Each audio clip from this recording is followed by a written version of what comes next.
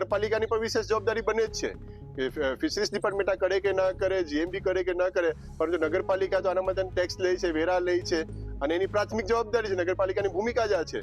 એટલે એમાં કોઈ અરજી કરે અને સફાઈ કરવા આવે એ જરૂરી નથી, પણ નગરપાલિકાએ પોતે પોતાના સુપરવાઇઝરને મોકલીને જોવું જોઈએ. પોતે સોશિયલ મીડિયામાં જોઈ રહ્યા છે, હવે તો વહીવટદાર સાહેબનું શાસન છે, એટલે કે વહીવટદાર સાહેબ તો સીધા એક્શન લઈ શકે છે આમાં. એટલે હાલની જવાબદારી નગરપાલિકાની બને છે ને ફિશરીઝ ડિપાર્ટમેન્ટની બને છે. જે માછીમાર ભાઈઓ છે અહીંયા બંદર રોડ ઉપર જે મત્સ્ય જીવોનું પરિવહન થાય છે તેમાંથી જૈવિક કચરો મત્સ્ય જે પરિવહન કરે છે તેમાં ખુલ્લી રિક્ષાની અંદર પરિવહન થતું હોય છે.